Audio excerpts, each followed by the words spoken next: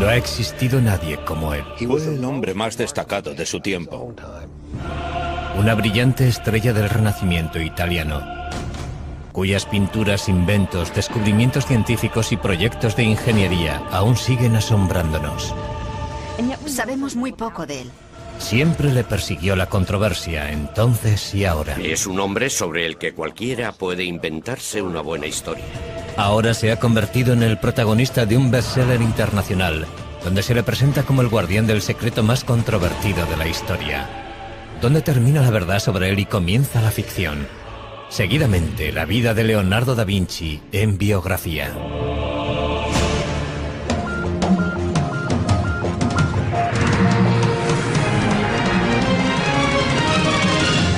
Biografía. Leonardo da Vinci. Jesús, María Magdalena, la Iglesia, sociedades secretas, el Santo Grial y Leonardo da Vinci. Esos son los ingredientes principales del Código da Vinci, el multimillonario éxito de ventas escrito por Dan Brown que ha despertado una gran controversia. En la novela se ofrecen reinterpretaciones revolucionarias de obras de arte y arquitectónicas reales, con lo que el autor consigue difuminar la línea que separa la realidad de la ficción. Induce a pensar que las opiniones expresadas por Dan Brown sobre algunas obras de arte son realmente ciertas. Hoy analizaremos gran parte de esas obras creadas por Leonardo da Vinci, centrándonos especialmente en La Última Cena. ¿De verdad contiene esta obra maestra lo que dice el libro que contiene? Es indudable que hay pistas ocultas en las obras de Leonardo da Vinci. Pistas que nos ayudan a saber quién era, en qué creía y por qué continúa siendo una de las mentes más fascinantes que ha conocido el mundo. Leonardo nació en la Toscana, en un pueblo llamado Vinci, a las afueras de Florencia. Cuando nació Leonardo, Florencia era el centro del centro de Europa. En todos los sentidos. Era sin duda el centro artístico y también el centro cultural de Europa. Pero Leonardo da Vinci nace en unas circunstancias complicadas. Es hijo ilegítimo de Caterina, hija de un campesino empobrecido, y Serpiero, maduro y respetado notario perteneciente a una respetada familia. Los padres biológicos de Leonardo no se casan entre ellos, pero sí por separado, presumiblemente con gente de su propia clase. Caterina pronto tiene 5 hijos más con su marido. Leonardo crece con su padre, Serpiero, y con sus madrastras. Leonardo fue hijo único hasta los 25 años. Durante sus 2 primeros matrimonios, su padre no tuvo heredero porque no sobrevivió ninguno de sus hijos. De haber sido hijo legítimo, Leonardo hubiera heredado tanto las tierras como la profesión de su padre. Pero como es ilegítimo, no recibirá nada. Como era hijo ilegítimo, no podía convertirse en notario. Por consiguiente, tuvieron que encauzarle hacia otra actividad. Obviamente saltaba a la vista que era un chico con mucho talento. Sabía dibujar muy bien. Sabía construir cosas.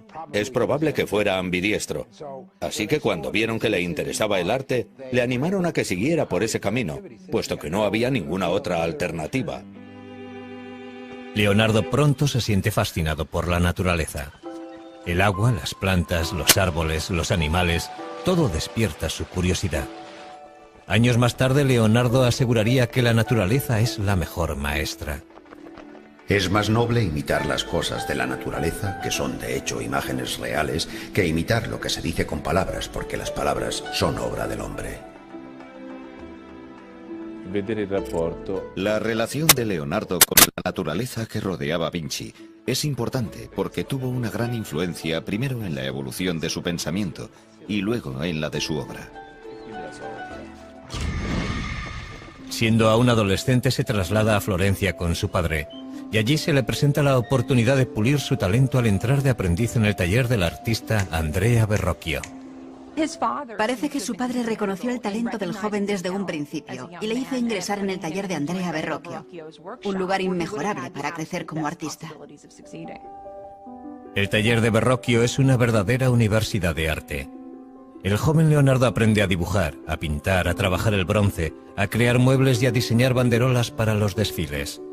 Habilidades todas necesarias para convertirse en artista profesional. Lo que no es explicable es la chispa del genio. ¿Cómo sucedió? No creo que lo sepamos.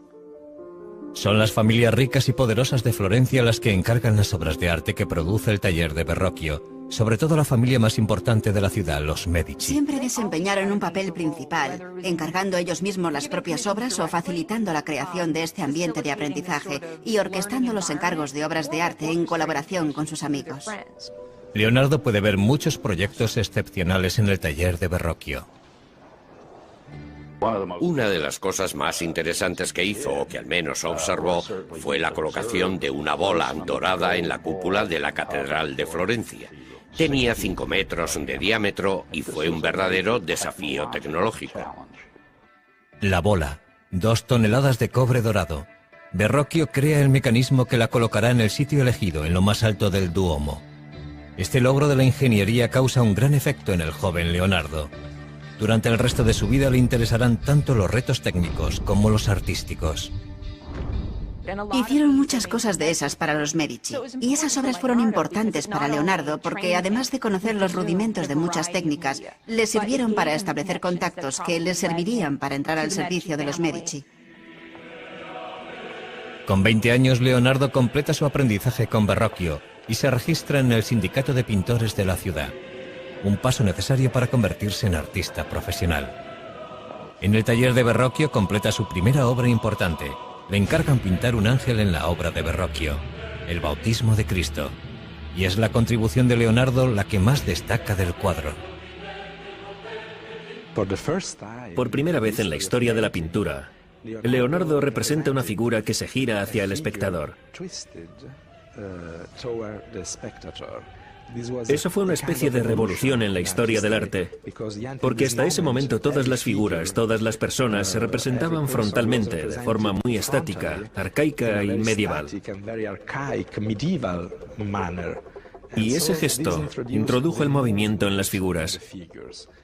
Llega Leonardo, pinta la cabeza del ángel en el Bautismo de Cristo y Verrocchio dice: «Oh Dios, aquí hay alguien que sabe pintar mejor que yo». Cuenta la leyenda que Verrocchio no quiso volver a tocar los pinceles, indignado porque un muchacho supiera más que él. Hay algo de verdad en eso. Lo que indudablemente es cierto es que Leonardo superó a su maestro muy joven. El antiguo campesino empieza a labrarse un nombre como pintor. Leonardo comienza a pensar en cómo utilizar su talento para conseguir el éxito, pero una acusación anónima no tarda en poner en riesgo su futuro.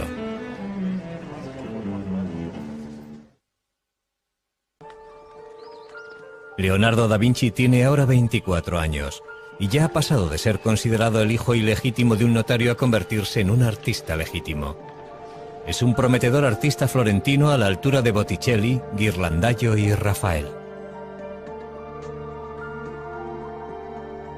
Leonardo ya ha terminado varios cuadros notables, entre ellos la Anunciación y el retrato de Ginebra de Vinci. Ha aprendido mucho en el taller de Andrea Verrocchio.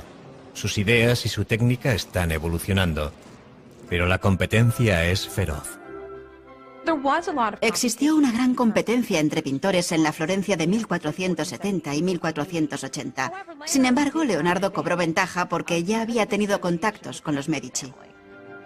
Leonardo demostraría tener un talento especial para cultivar esos contactos, algo que le resultaría muy beneficioso a lo largo de su vida.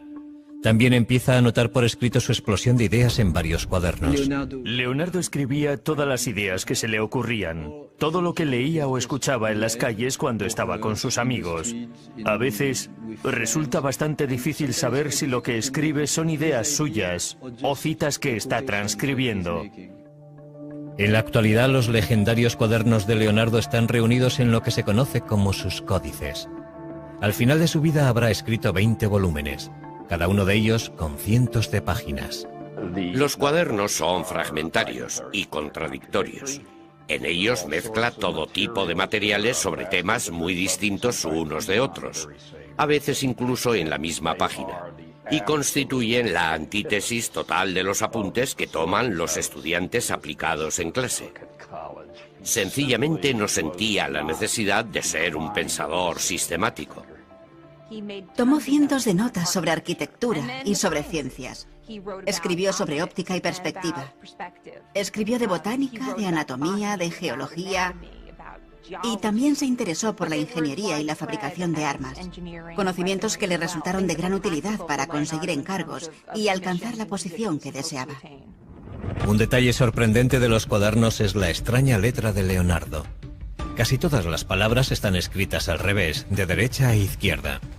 ¿Es esta la forma que tiene Leonardo de encriptar sus notas, como asegura Dan Brown en su novela El Código da Vinci? Lo que está claro es que si eres zurdo como yo, la forma normal de escribir es de derecha a izquierda.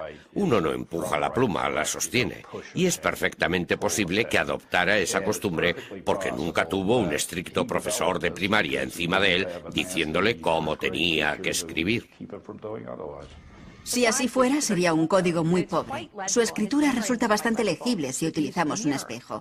Yo pienso que fue un hábito que adoptó porque le resultaba más fácil escribir así. Algunos de los estudios de sus cuadernos distan mucho de ser bellos. Leonardo es perfectamente consciente de que para conocer algo debes conocer su contraste. En otras palabras, para conocer lo bello debes conocer lo feo. Y viceversa. Los estudios grotescos son posiblemente una forma de examinar la variedad de posibilidades que nos ofrece el mundo biológico. Si el pintor desea ver bellezas arrebatadoras, él es el amo de su producción. Y si desea ver cosas monstruosas que podrían causar pavor o que podrían ser cómicas, irrisibles o verdaderamente lastimosas, él es su señor y su dios. Los cuadernos capturan una mente en perpetuo movimiento, pero aportan pocas pistas sobre su vida personal. Los cuadernos no son su diario. Por eso sabemos muy poco sobre relaciones personales, aparte de lo que podemos intuir gracias a otras pruebas periféricas. Uno de los asuntos que continúa en la oscuridad es la sexualidad de Leonardo. Lo que sí sabemos es que la policía secreta de Florencia detiene a Leonardo cuando éste tiene 24 años. Alguien le ha acusado anónimamente de practicar la sodomía con un joven de 17 años. Es imposible saber si la acusación era cierta o no, pero Leonardo se siente humillado y en peligro. El castigo por la sodomía oscila entre una simple multa y la pena capital. 2 meses después, Leonardo es juzgado, pero no se presenta ninguna prueba contra él, ni se presenta ningún testigo, y los cargos son retirados tan pronto como aparecieron. Pero Leonardo ha pasado verdadero miedo. Eso nos indica que desde muy temprano se creyó que Leonardo era homosexual. Es muy posible que mantuviera algún tipo de relación con hombres. Pero es probable que en el contexto de un taller artístico del siglo XV, eso fuera algo no tan infrecuente. Sin embargo, parece que en sus escritos, Leonardo desdeña el sexo en general. El acto de la cópula y los órganos que intervienen en él son tan feos que si no fuera por las caras y los adornos de los actores y los impulsos que les mueven, la raza humana desaparecería. A medida que fue madurando, se desinteresó por completo del sexo. Estaba totalmente concentrado en su misión como artista y científico. Estaba por encima del sexo. Leonardo abre su propio estudio en Florencia en cuanto retiran la acusación. Pero la violencia no tarda en adueñarse de la gran ciudad renacentista. Un sangriento golpe de estado planeado por el Papa y un colaborador amenaza con derribar a los Medici. Cuando el golpe fracasa, el Papa ordena al ejército de Nápoles tomar Florencia por las armas. Como para el resto de florentinos, la guerra es ahora una prioridad para Leonardo. Y empieza a diseñar escaleras y otros artefactos para defender y escalar las murallas de la ciudad. Leonardo empieza a trabajar en un nuevo campo, la ingeniería militar, algo que le fascinará durante toda la vida. Justo cuando parece que toda esperanza está perdida, la diplomacia de los Medici funciona. Florencia está salvada. Leonardo vuelve a tomar los pinceles y en 1480 empieza a pintar San Jerónimo. En el cuadro captura al angustiado santo golpeándose el pecho con una piedra en el desierto. En la actualidad este cuadro está colgado en el Vaticano inacabado, como muchas otras de sus pinturas. Y sin embargo la precisión de Leonardo a la hora de dibujar la anatomía humana hace que el dolor de San Jerónimo cobre vida ante nuestros ojos. Leonardo tiene casi 30 años cuando Lorenzo de Medici envía a los mejores pintores de Florencia al Vaticano para decorar la nueva Capilla Sistina. Esta colaboración forma parte de la nueva tregua firmada por los Medici y el Papa. Fueron elegidos muchos importantes pintores florentinos, pero no Leonardo. Es posible que se sintiera frustrado y que pensara que su talento no era reconocido. Pero Leonardo recibe un pequeño encargo que le mantiene ocupado. Un monasterio de las afueras de Florencia le contrata para pintar un retablo. El tema, la adoración de los magos. Leonardo tuvo que estar desesperado para firmar el contrato de este proyecto. Además de tener que pagarse él mismo los materiales, el contrato establecía que si no lo terminaba antes de 30 meses no le pagarían absolutamente nada. La composición de la obra es tremendamente ambiciosa, pero Leonardo supera todas las dificultades y el resultado final es impresionante. Es una revolución artística. Uno percibe que Leonardo está inventando un nuevo arte. Es probable que fuera demasiado nuevo incluso para él, y que por eso lo dejara sin terminar. Y sin embargo, es posiblemente la primera pintura realmente moderna de la historia.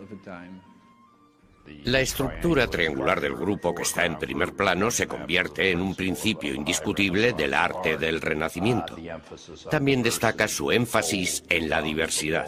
El viejo, el joven, el calvo, el barbado. Y la idea que anota más tarde en sus cuadernos de que hay que pintar la figura humana de los huesos hacia afuera. Si nos fijamos en la parte derecha de la pintura, vemos a un hombre anciano, pero uno juraría que es una calavera. En uno de los extremos del retablo vemos a un joven con la cabeza vuelta hacia el exterior. Se cree que es un autorretrato de un Leonardo de 29 años. Leonardo dedica muchísimo tiempo al retablo y sin embargo no consigue terminar la adoración de los magos. En el Código da Vinci, que después de todo es una obra de ficción, Dan Brown habla de la adoración de los magos, insinuando que se ha producido un gran descubrimiento bajo cientos de años de pintura. La realidad es un poco diferente. Lo cierto es que hace varios años retiraron la obra de donde estaba con la intención de restaurar la pintura. Y por lo que sabemos no se encontró ninguna modificación ni nada subversivo debajo de la pintura, aunque sí parece que la obra pudo haber sido retocada con posterioridad a la fecha en la que fue pintada. En la actualidad la adoración de los magos está expuesta en la Galería Uffizi de Florencia. Sin restaurar y dependiendo de a quién creamos, igual que como la dejó Leonardo. Parece que Leonardo no terminó este cuadro porque le distrajo algo que ocurría fuera de las murallas de Florencia. Algo que pondrá a prueba su habilidad, pero no como pintor. Con la esperanza de olvidar las dificultades de Florencia, Leonardo da Vinci decide trasladarse a Milán. Milán es la más septentrional de las ciudades-estado italianas y por consiguiente vulnerable a invasores extranjeros. A diferencia de Florencia, Milán es un centro de producción de armas y de tecnología militar. Leonardo confía en que aquí se le presenten nuevas oportunidades. Pero antes debe entablar relaciones con el hombre más poderoso de Milán, el duque Ludovico Sforza, el Moro. Leonardo llegó a Milán con poco más de 30 años. Abandonó Florencia porque se sentía bastante infeliz allí, pero también porque se entera de que Ludovico el Moro quería construir una gran estatua para honrar la memoria de su padre. Leonardo le escribe una atrevida carta al duque ofreciéndole sus servicios, no solo como pintor, sino como ingeniero militar. Haciendo gala de un descaro increíble, Leonardo asegura que es capaz de hacerlo todo. Principalmente el duque necesitaba fabricar pertrechos militares, armas ofensivas y defensivas. Y Leonardo le dice que él es el hombre que necesita. Y lo que resulta muy interesante es que en medio de la carta empieza a hablar en futuro. Y le deja caer que todavía no ha hecho nada de lo que dice que puede hacer. Pero eso nos demuestra que Leonardo sabía cómo promocionarse. Y al final de la carta le dice, por cierto, también puedo crear arte. Puedo hacer el monumento ecuestre en recuerdo de vuestro padre. En su carta, Leonardo propone diseños de fortalezas y técnicas para la fabricación de cañones y máquinas para sitiar ciudades. Uno de sus conceptos se adelanta cientos de años a su tiempo. Inspirado en el caparazón de las tortugas, Leonardo diseña el antecedente del tanque moderno. Su exterior está hecho con planchas de metal inclinadas para desviar el fuego enemigo. Unas pequeñas troneras permiten a los hombres que están dentro abrir fuego a su vez. La verdadera innovación es su forma de moverse. Un sistema de manivelas y poleas giradas por hombres o caballos pone en funcionamiento sus 4 ruedas. Pero si el tanque hubiera sido construido tal y como estaba diseñado, las ruedas habrían girado en direcciones opuestas y el tanque no se habría movido de su sitio. ¿Un error de aficionado cometido por Leonardo? ¿O un error intencionado para impedir que otros le robaran la idea? Nunca lo sabremos. Entre el resto de sus diseños militares destacan salvajes máquinas de muerte pensadas para diezmar las filas enemigas. Pero no son armas prácticas, sino armas de terror. El duque se fija en Leonardo, pero su primer encargo oficial no es un contrato de defensa. Ludovico Sforza quiere que Leonardo haga un retrato de su amante, Cecilia Gallerani. No era eso a lo que había ido Leonardo a Milán, pero la proximidad al poder suele acabar dando sus frutos. Leonardo encajó muy bien en la corte de Milán. Se sentía cómodo en el ambiente cortesano de la ciudad. El cuadro de Leonardo captura la luminosa belleza de la joven amante del duque. El armiño que lleva en brazos es un chiste visual de Leonardo basado en el apellido de Cecilia, que suena como la palabra griega para designar al armiño. Pero la testarudez de Leonardo frustra a otros clientes. Le contratan para crear un retablo basado en la Inmaculada Concepción, empleando una imaginería y unos colores específicos, pero lo que hace es dar rienda suelta a su imaginación. Jamás se había visto nada parecido en la pintura italiana. Nos encontramos con una pintura extraña, con un esquema compositivo triangular. La Virgen y el niño bendiciendo a San Juan arrodillado, y una extraña esfinge, una especie de ángel. Situados todos en un paisaje de estalactitas, en el interior de una especie de gruta rocosa, un mundo húmedo y poco iluminado. La Virgen de las Rocas es una imagen perturbadora, muy distinta de lo que se suponía que debía entregar. Y Leonardo no la termina, al menos no entonces. Tras varios años de trabajo, Leonardo se gana finalmente el favor de Ludovico Sforza, que le nombra ingeniero de la corte. Es responsable de prácticamente todo, desde diseñar las tuberías del palacio, a crear los trajes para los espectáculos que se celebran en la corte. Incluso diseña un plan para fabricar un escenario giratorio. Leonardo fue muy feliz en Milán. Ludovico el Moro le permitió hacer casi todo lo que quería. La suya fue una posición muy cómoda. El castillo del duque es ya una fortaleza prácticamente inexpugnable, pero Leonardo crea diseños para reforzarlo. La amenaza siempre presente de la guerra estimula la imaginación de Leonardo. Diseña un puente que puede derrumbarse al paso del enemigo, una ametralladora primitiva, incluso un lanzallamas. Finalmente Ludovico Sforza concede a Leonardo el premio que tanto ansiaba. Le encarga la creación de una estatua enorme del padre del duque montando un semental. Leonardo empieza a tomar apuntes del natural. Leonardo siente fascinación por los caballos. Dibuja caballos por todas partes. Primero quiso hacer un caballo alzado sobre las patas traseras. Luego optó por un caballo que va al paso, puesto que, desde el punto de vista de la estática, era lo que podía conseguir. Sforza quiere que sea el mayor monumento ecuestre de la historia del arte. Basándonos en los bocetos que han quedado, parece que Leonardo quería hacer el caballo sin jinete. Un caballo de entre 6 y 7 metros de altura. Los desafíos técnicos son apabullantes. Leonardo crea incontables modelos pequeños en arcilla de la estatua antes de decidir cómo vaciar la versión final, para lo que se necesitarán 60 toneladas de bronce. En estos momentos Leonardo tiene ya un nuevo taller en Milán y cuenta con un ayudante. Se llama Giacomo, pero Leonardo prefiere llamarle Salai, pequeño diablo. Salai ingresa en el taller con apenas 10 años, en 1490, y permanece junto a Leonardo durante toda su vida. Es evidente que existe un vínculo personal entre ambos. La relación no era únicamente laboral, pero desconocemos la naturaleza exacta de esa relación. Salai está junto a su maestro en uno de los días más importantes de su vida. Ludovico Sforza prepara una elaborada celebración familiar para presentar el modelo en arcilla a escala real del caballo de su padre. Pero antes de que pueda fundirse el bronce para la escultura, el ejército francés amenaza con invadir Milán, sacudiendo los cimientos de la dinastía Sforza. Las tropas de Sforza no son rival para el bien pertrechado ejército francés. No les queda más remedio que utilizar el bronce destinado al caballo de Sforza para fundir cañones. El sueño de Leonardo queda hecho pedazos. Escribe: no diré nada del caballo porque sé en qué tiempos vivimos. Pero el caballo no es el único monumento de la familia Sforza que el duque le ha pedido a Leonardo que cree. Leonardo estaba también pintando un mural religioso para la iglesia de los Sforza. El tema, la última cena de Cristo con sus apóstoles. Para frustración de todos, pasaron años sin que pareciera que Leonardo pudiera terminar la obra.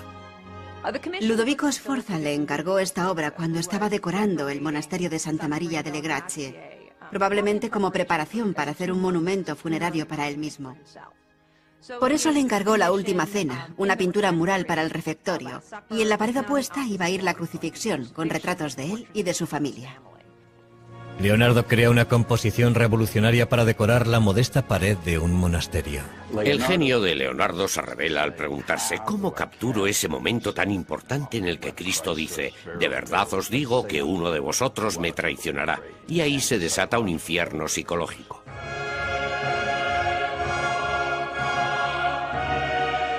Leonardo emplea los gestos y rostros de los apóstoles para traicionar sus emociones.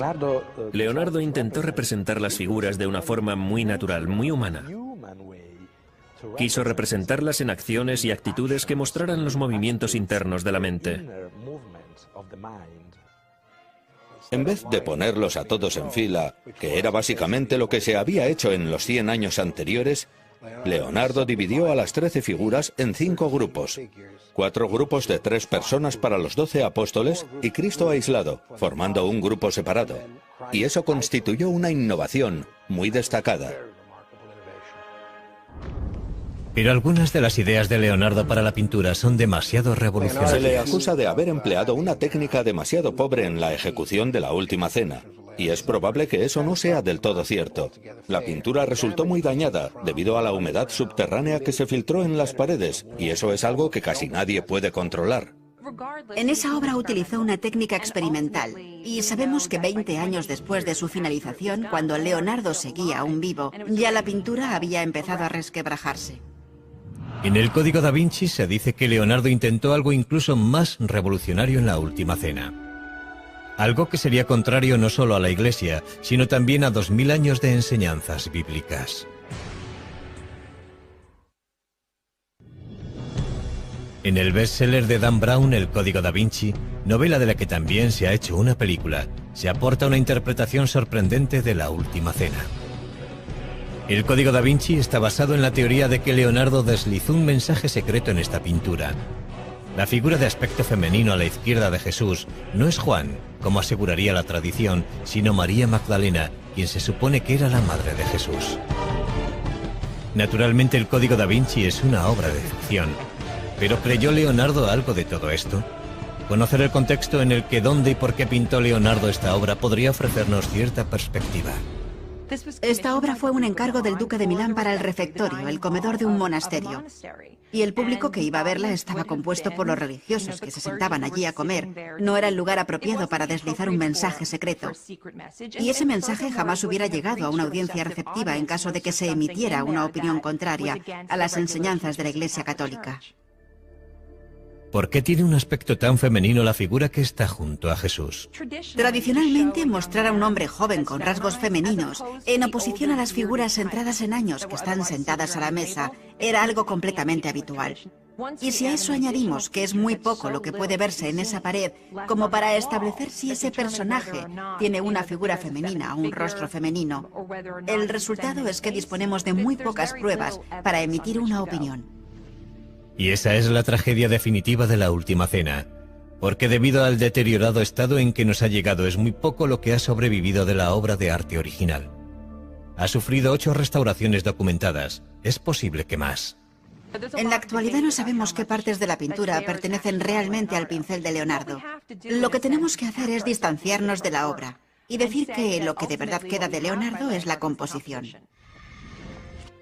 Leonardo ha pasado 17 felices años trabajando para el duque de Milán, Ludovico Sforza.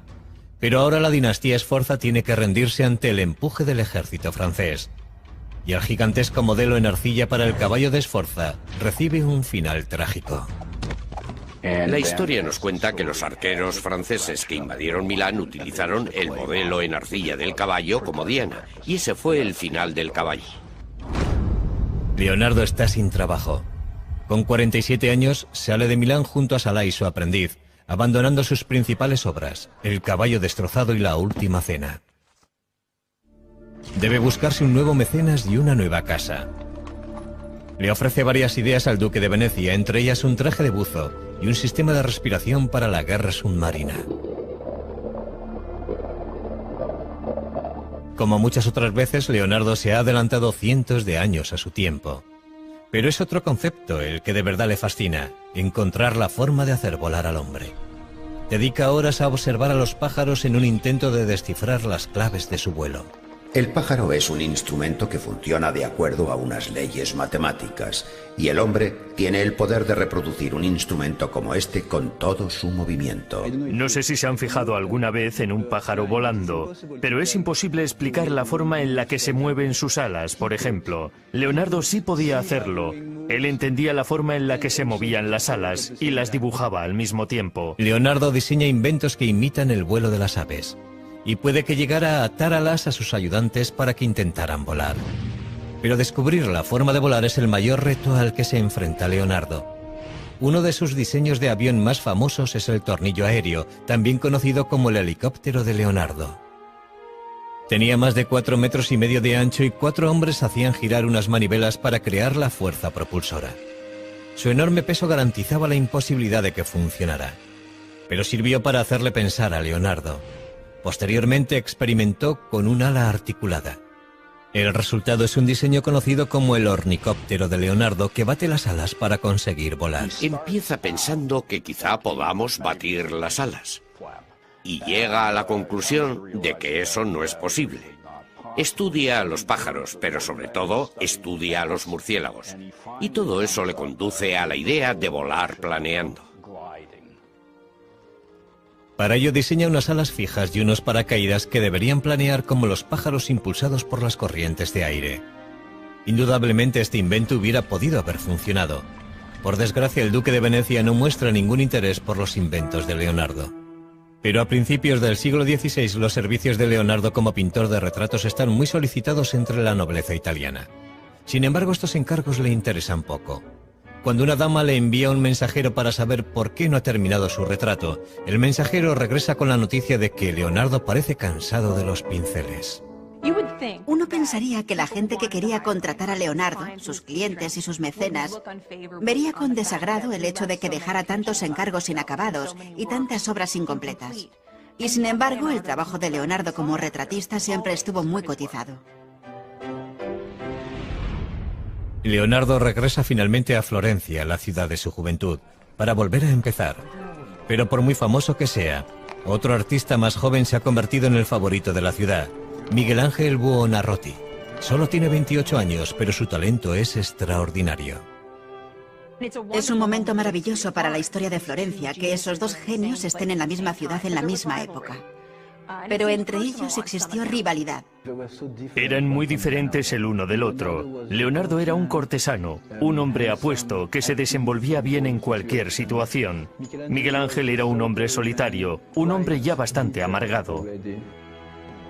Un día sus diferencias estallan en las calles de Florencia. Leonardo tenía casi 25 años más que Miguel Ángel y debió de pensar que estaba por encima de tal rivalidad. Su resentimiento aumenta. Leonardo empieza a buscar encargos fuera de Florencia. Y en 1502 encuentra una oportunidad inesperada al servicio de uno de los tiranos más sedientos de sangre de Italia. A principios del siglo XVI, Leonardo trabajaba para César Borgia, hijo ilegítimo del Papa Alejandro VI, que es en esos momentos el duque de Romaña, un militar, el general de los ejércitos del Papa, por así decirlo. Borgia no se detiene ante nada en su intento de consolidar el imperio de su padre, que espera que algún día pase a ser suyo. Utiliza a Leonardo como ingeniero militar. Los mapas que dibuja son de una precisión extraordinaria y una de las claves de sus éxitos en el campo de batalla. Leonardo hace unos contactos muy sólidos porque es un hombre muy inteligente. Sabía manipular sus habilidades y colocarse siempre en el lugar más conveniente para él. Pero un día Borgia ordena la ejecución de un amigo de Leonardo. Poco después interrumpen su colaboración. En el verano Leonardo regresa a Florencia y vuelve a tomar los pinceles. Empieza un retrato menor que acabará convirtiéndose en el cuadro más celebrado de la historia del arte. Es la espiritualidad inherente a la criatura humana que Leonardo fue capaz de reflejar en el retrato, la que eleva la figura humana a una especie de majestad. Se ha dicho que la Mona Lisa tenía ictericia, que era una mujer embarazada, que era un hombre disfrazado de mujer. Pero lo cierto es que la Mona Lisa es una gran pintura. Según el relato de un biógrafo, la Mona Lisa sería el retrato de Lisa Gioconda, la esposa de un mercader. Pero eso es algo que no es seguro. Para Leonardo, la Mona Lisa fue siempre una obra en evolución, su intento de alcanzar la perfección. Leonardo nunca entregó el retrato a la persona que se lo encargó y lo conservó hasta el fin de sus días. En la actualidad el cuadro se expone en el Museo del Louvre, en París, protegido por un cristal antibalas. Es un tesoro nacional que no tiene precio. El cuadro no siempre estuvo tan bien vigilado, pero el robo de la apreciada pintura de Leonardo en 1911 lo cambió todo. Una mañana de verano, un antiguo empleado del Louvre descolgó la Mona Lisa de la pared sin que nadie le viera y salió del museo con el cuadro escondido debajo del abrigo. ¿Su motivo? Creía que el cuadro debía ser devuelto a Italia. Fue un acto de nacionalismo impulsado por la idea de que la Mona Lisa debería estar expuesta en un museo italiano. A pesar de una búsqueda desesperada, el cuadro permaneció en paradero desconocido durante más de 2 años, hasta que el ladrón se ofreció a devolverlo a Italia a cambio de dinero. En 1913 fue detenido en Florencia. La Mona Lisa estaba cuidadosamente escondida en el falso fondo de su maleta, en perfecto estado. Curiosamente, el robo y la recuperación de la Mona Lisa solo consiguieron aumentar la fama del cuadro. Poco después de que Leonardo empezara la Mona Lisa en Florencia, le contratan para pintar un fresco en la gran sala del Consejo de la ciudad. Es con diferencia el proyecto más grande en el que se ha embarcado Leonardo en su vida. Creo que fue un encargo muy importante para Leonardo, pero también fue un proyecto muy arriesgado para él, porque hubiera exigido de un artista que pintara al fresco, y en última instancia no sería eso lo que haría Leonardo. El tema de la pintura es la victoria florentina sobre Milán en la batalla de Anghiari. Conocemos la composición que hizo Leonardo a partir de algunos de los bocetos que se conservan. Pero tras trabajar durante 3 años en el proyecto, Leonardo lo dejó inacabado. No sabemos lo que ocurrió con exactitud. Sabemos que la pintura no se adhirió a la pared y que intentó utilizar una técnica experimental.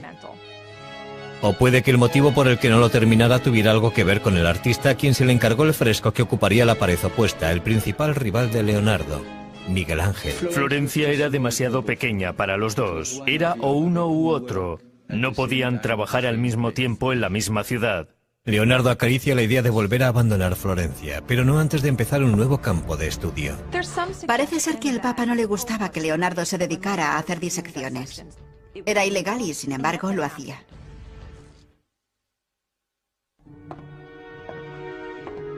Con 50 años, el deseo de Leonardo da Vinci por alcanzar la perfección artística le empuja en una dirección sorprendentemente científica: la disección de cadáveres humanos. Creía que para poder representar el cuerpo humano tenías que entenderlo. Tenías que entenderlo desde los músculos hacia afuera, para poder cubrir los músculos con carne y la carne con ropa.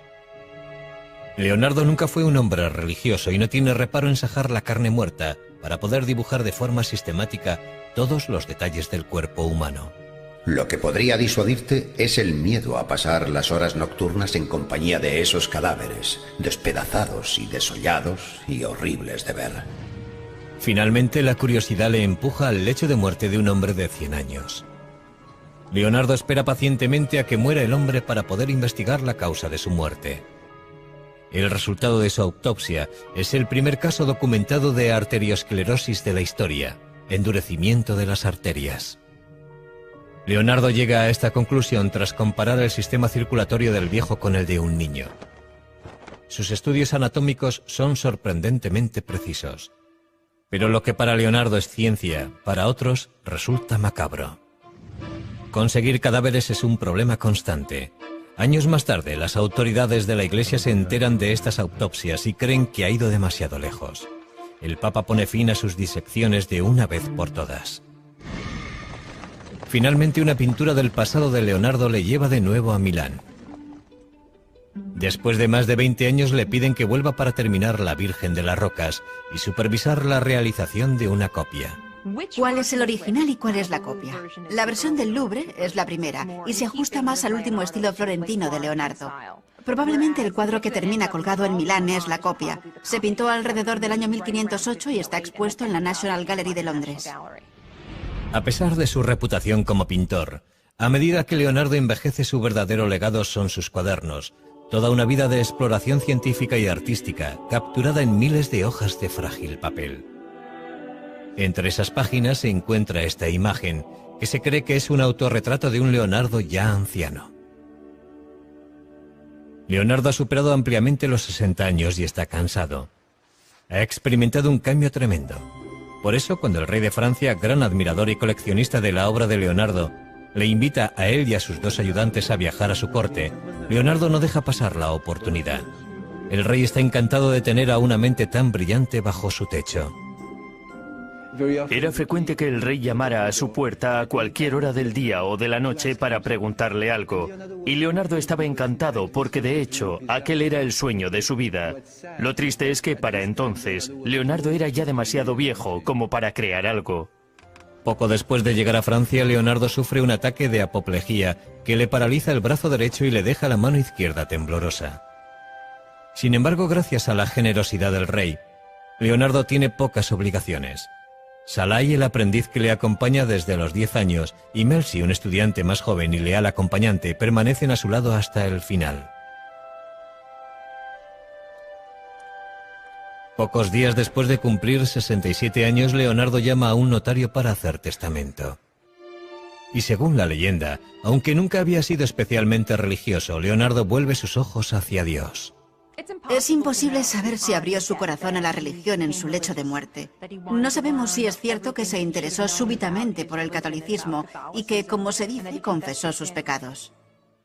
Se ha dicho que Leonardo murió en brazos del rey Francisco I. Sea eso cierto o no, está claro que los franceses le adoraban. Igual que un día bien empleado procura un sueño feliz, una vida bien empleada procura una muerte feliz. En su testamento, Leonardo planea su propio funeral, algo que no es necesariamente atípico. Lo curioso es que Leonardo ordenó la celebración de muchas misas en su honor, 3 misas grandes y 30 misas pequeñas en 4 iglesias distintas, y dejó dicho que fueran el diácono y el subdiácono quienes llevaran su cuerpo a la tumba. Tras la muerte de Leonardo, las pinturas y cuadernos que obraban en su poder, incluida la Mona Lisa, pasaron a manos de sus ayudantes. Con el transcurso de los siglos acabarían engrosando distintas colecciones de arte de todo el mundo. No es imposible que en alguna parte haya bocetos, dibujos o incluso pinturas originales de Leonardo. Es muy probable que pueda existir algún oculto tesoro en algún lugar.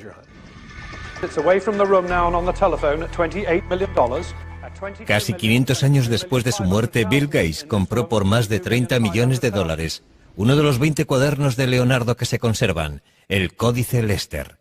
Desde entonces ha sido expuesto públicamente en muchas ciudades del mundo.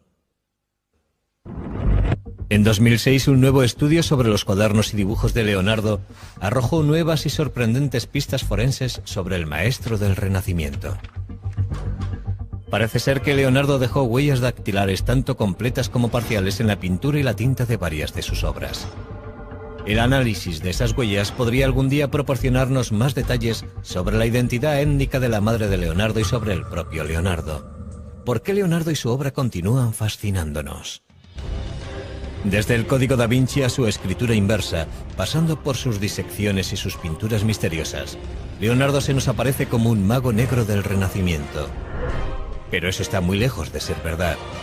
Fue un hombre de un talento excepcional que vivió en una época extraordinaria. Si examinamos la vida de Leonardo, llegaremos a la conclusión de que fue más un científico que un pintor. Pasó más tiempo interesado en la anatomía, la botánica, la óptica y los estudios naturales que pintando cuadros con el pincel en la mano. Fue un hombre tan excepcional que hizo de todo, y todo lo hizo muy bien. Leonardo fue un hombre de su tiempo. Un hombre cuyo genio y ambición le catapultaron de la oscuridad a las cortes reales. Un hombre que jamás permitió que la adversidad hundiera su intelecto. Un hombre para la eternidad que ilumina nuestra imaginación incluso hoy. Leonardo da Vinci.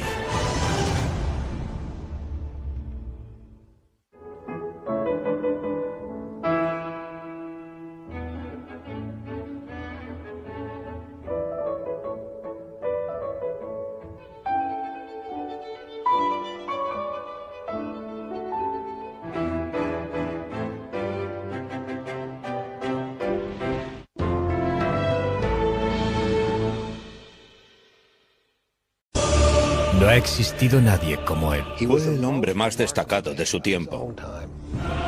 Una brillante estrella del Renacimiento italiano, cuyas pinturas, inventos, descubrimientos científicos y proyectos de ingeniería aún siguen asombrándonos. Sabemos muy poco de él. Siempre le persiguió la controversia, entonces y ahora. Es un hombre sobre el que cualquiera puede inventarse una buena historia. Ahora se ha convertido en el protagonista de un bestseller internacional, donde se le presenta como el guardián del secreto más controvertido de la historia. ¿Dónde termina la verdad sobre él y comienza la ficción?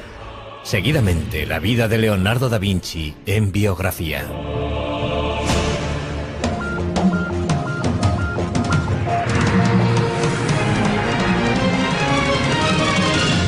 Biografía.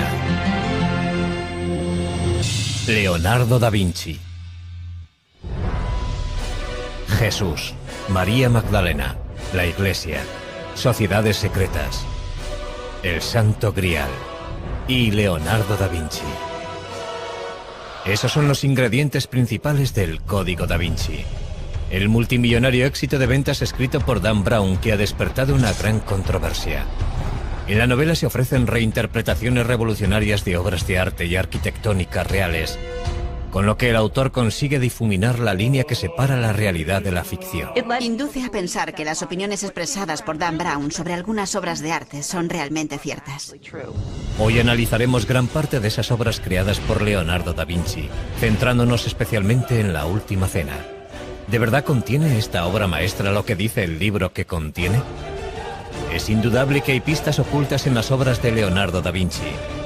Pistas que nos ayudan a saber quién era, en qué creía y por qué continúa siendo una de las mentes más fascinantes que ha conocido el mundo. Leonardo nació en la Toscana, en un pueblo llamado Vinci, a las afueras de Florencia. Cuando nació Leonardo, Florencia era el centro del centro de Europa. En todos los sentidos. Era sin duda el centro artístico y también el centro cultural de Europa. Pero Leonardo da Vinci nace en unas circunstancias complicadas. Es hijo ilegítimo de Caterina, hija de un campesino empobrecido, y Serpiero, maduro y respetado notario perteneciente a una respetada familia. Los padres biológicos de Leonardo no se casan entre ellos, pero sí por separado, presumiblemente con gente de su propia clase. Caterina pronto tiene 5 hijos más con su marido. Leonardo crece con su padre, Serpiero, y con sus madrastras. Leonardo fue hijo único hasta los 25 años. Durante sus 2 primeros matrimonios, su padre no tuvo heredero porque no sobrevivió ninguno de sus hijos. De haber sido hijo legítimo, Leonardo hubiera heredado tanto las tierras como la profesión de su padre. Pero como es ilegítimo, no recibirá nada. Como era hijo ilegítimo, no podía convertirse en notario. Por consiguiente, tuvieron que encauzarle hacia otra actividad. Obviamente saltaba a la vista que era un chico con mucho talento. Sabía dibujar muy bien. Sabía construir cosas. Es probable que fuera ambidiestro. Así que cuando vieron que le interesaba el arte, le animaron a que siguiera por ese camino, puesto que no había ninguna otra alternativa. Leonardo pronto se siente fascinado por la naturaleza. El agua, las plantas, los árboles, los animales, todo despierta su curiosidad. Años más tarde, Leonardo aseguraría que la naturaleza es la mejor maestra. Es más noble imitar las cosas de la naturaleza, que son de hecho imágenes reales, que imitar lo que se dice con palabras, porque las palabras son obra del hombre. La relación de Leonardo con la naturaleza que rodeaba a Vinci es importante porque tuvo una gran influencia primero en la evolución de su pensamiento y luego en la de su obra. Siendo aún adolescente se traslada a Florencia con su padre, y allí se le presenta la oportunidad de pulir su talento al entrar de aprendiz en el taller del artista Andrea Verrocchio. Parece que su padre reconoció el talento del joven desde un principio y le hizo ingresar en el taller de Andrea Verrocchio, un lugar inmejorable para crecer como artista. El taller de Verrocchio es una verdadera universidad de arte. El joven Leonardo aprende a dibujar, a pintar, a trabajar el bronce, a crear muebles y a diseñar banderolas para los desfiles. Habilidades todas necesarias para convertirse en artista profesional. Lo que no es explicable es la chispa del genio. ¿Cómo sucedió? No creo que lo sepamos. Son las familias ricas y poderosas de Florencia las que encargan las obras de arte que produce el taller de Verrocchio, sobre todo la familia más importante de la ciudad, los Medici. Siempre desempeñaron un papel principal, encargando ellos mismos las propias obras o facilitando la creación de este ambiente de aprendizaje y orquestando los encargos de obras de arte en colaboración con sus amigos. Leonardo puede ver muchos proyectos excepcionales en el taller de Verrocchio. Una de las cosas más interesantes que hizo, o que al menos observó, fue la colocación de una bola dorada en la cúpula de la Catedral de Florencia. Tenía 5 metros de diámetro y fue un verdadero desafío tecnológico. La bola, 2 toneladas de cobre dorado. Verrocchio crea el mecanismo que la colocará en el sitio elegido, en lo más alto del Duomo. Este logro de la ingeniería causa un gran efecto en el joven Leonardo. Durante el resto de su vida le interesarán tanto los retos técnicos como los artísticos. Hicieron muchas cosas de esas para los Medici, y esas obras fueron importantes para Leonardo porque, además de conocer los rudimentos de muchas técnicas, le sirvieron para establecer contactos que le servirían para entrar al servicio de los Medici. Con 20 años, Leonardo completa su aprendizaje con Verrocchio y se registra en el Sindicato de Pintores de la ciudad. Un paso necesario para convertirse en artista profesional. En el taller de Verrocchio completa su primera obra importante.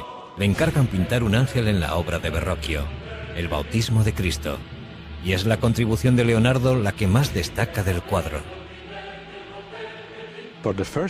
Por primera vez en la historia de la pintura, Leonardo representa una figura que se gira hacia el espectador.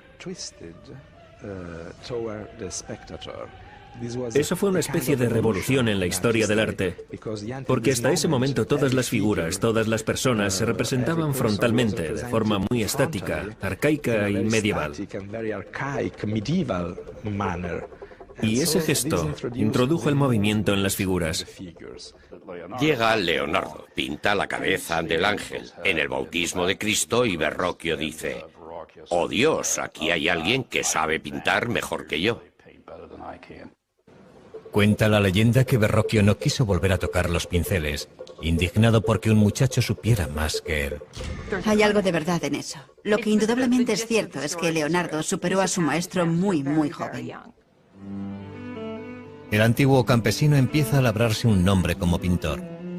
Leonardo comienza a pensar en cómo utilizar su talento para conseguir el éxito, pero una acusación anónima no tarda en poner en riesgo su futuro.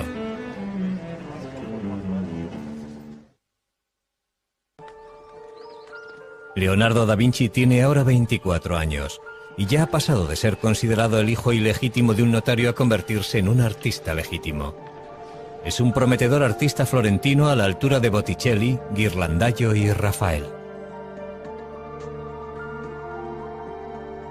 Leonardo ya ha terminado varios cuadros notables, entre ellos la Anunciación y el retrato de Ginebra da Vinci.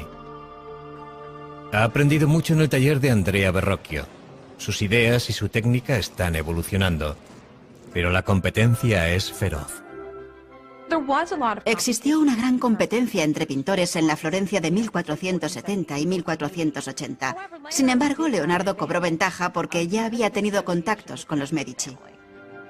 Leonardo demostraría tener un talento especial para cultivar esos contactos, algo que le resultaría muy beneficioso a lo largo de su vida. También empieza a anotar por escrito su explosión de ideas en varios cuadernos. Leonardo escribía todas las ideas que se le ocurrían, todo lo que leía o escuchaba en las calles cuando estaba con sus amigos. A veces resulta bastante difícil saber si lo que escribe son ideas suyas o citas que está transcribiendo. En la actualidad, los legendarios cuadernos de Leonardo están reunidos en lo que se conoce como sus códices. Al final de su vida habrá escrito 20 volúmenes, cada uno de ellos con cientos de páginas. Los cuadernos son fragmentarios y contradictorios. En ellos mezcla todo tipo de materiales sobre temas muy distintos unos de otros, a veces incluso en la misma página, y constituyen la antítesis total de los apuntes que toman los estudiantes aplicados en clase. Sencillamente no sentía la necesidad de ser un pensador sistemático. Tomó cientos de notas sobre arquitectura y sobre ciencias. Escribió sobre óptica y perspectiva. Escribió de botánica, de anatomía, de geología. Y también se interesó por la ingeniería y la fabricación de armas. Conocimientos que le resultaron de gran utilidad para conseguir encargos y alcanzar la posición que deseaba. Un detalle sorprendente de los cuadernos es la extraña letra de Leonardo. Casi todas las palabras están escritas al revés, de derecha a izquierda. ¿Es esta la forma que tiene Leonardo de encriptar sus notas, como asegura Dan Brown en su novela El Código da Vinci? Lo que está claro es que si eres zurdo como yo, la forma normal de escribir es de derecha a izquierda. Uno no empuja la pluma, la sostiene. Y es perfectamente posible que adoptara esa costumbre porque nunca tuvo un estricto profesor de primaria encima de él diciéndole cómo tenía que escribir. Si así fuera, sería un código muy pobre. Su escritura resulta bastante legible si utilizamos un espejo. Yo pienso que fue un hábito que adoptó porque le resultaba más fácil escribir así. Algunos de los estudios de sus cuadernos distan mucho de ser bellos. Leonardo es perfectamente consciente de que para conocer algo debes conocer su contraste. En otras palabras, para conocer lo bello debes conocer lo feo. Y viceversa. Los estudios grotescos son posiblemente una forma de examinar la variedad de posibilidades que nos ofrece el mundo biológico. Si el pintor desea ver bellezas arrebatadoras, él es el amo de su producción. Y si desea ver cosas monstruosas que podrían causar pavor o que podrían ser cómicas, irrisibles o verdaderamente lastimosas, él es su señor y su dios. Los cuadernos capturan una mente en perpetuo movimiento, pero aportan pocas pistas sobre su vida personal. Los cuadernos no son su diario. Por eso sabemos muy poco sobre relaciones personales, aparte de lo que podemos intuir gracias a otras pruebas periféricas. Uno de los asuntos que continúa en la oscuridad es la sexualidad de Leonardo. Lo que sí sabemos es que la policía secreta de Florencia detiene a Leonardo cuando éste tiene 24 años. Alguien le ha acusado anónimamente de practicar la sodomía con un joven de 17 años. Es imposible saber si la acusación era cierta o no, pero Leonardo se siente humillado y en peligro. El castigo por la sodomía oscila entre una simple multa y la pena capital. 2 meses después, Leonardo es juzgado, pero no se presenta ninguna prueba contra él, ni se presenta ningún testigo, y los cargos son retirados tan pronto como aparecieron. Pero Leonardo ha pasado verdadero miedo. Eso nos indica que desde muy temprano se creyó que Leonardo era homosexual. Es muy posible que mantuviera algún tipo de relación con hombres. Pero es probable que en el contexto de un taller artístico del siglo XV, eso fuera algo no tan infrecuente. Sin embargo, parece que en sus escritos, Leonardo desdeña el sexo en general. El acto de la cópula y los órganos que intervienen en él son tan feos que si no fuera por las caras y los adornos de los actores y los impulsos que les mueven, la raza humana desaparecería. A medida que fue madurando, se desinteresó por completo del sexo. Estaba totalmente concentrado en su misión como artista y científico. Estaba por encima del sexo. Leonardo abre su propio estudio en Florencia en cuanto retiran la acusación. Pero la violencia no tarda en adueñarse de la gran ciudad renacentista. Un sangriento golpe de estado planeado por el Papa y un colaborador amenaza con derribar a los Medici. Cuando el golpe fracasa, el Papa ordena al ejército de Nápoles tomar Florencia por las armas. Como para el resto de florentinos, la guerra es ahora una prioridad para Leonardo. Y empieza a diseñar escaleras y otros artefactos para defender y escalar las murallas de la ciudad. Leonardo empieza a trabajar en un nuevo campo, la ingeniería militar, algo que le fascinará durante toda la vida. Justo cuando parece que toda esperanza está perdida, la diplomacia de los Medici funciona. Florencia está salvada. Leonardo vuelve a tomar los pinceles y en 1480 empieza a pintar San Jerónimo.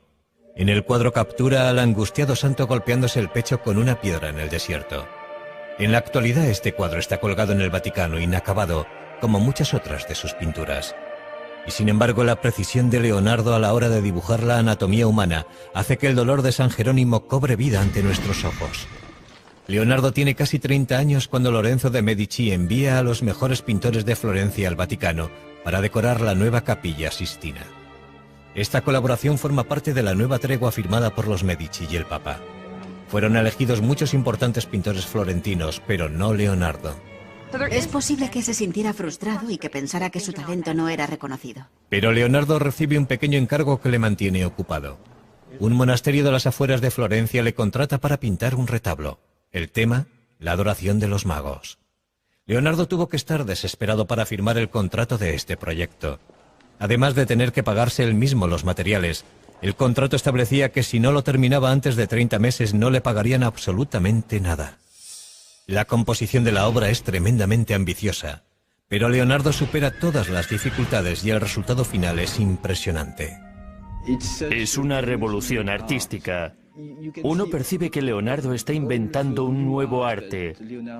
Es probable que fuera demasiado nuevo incluso para él, y que por eso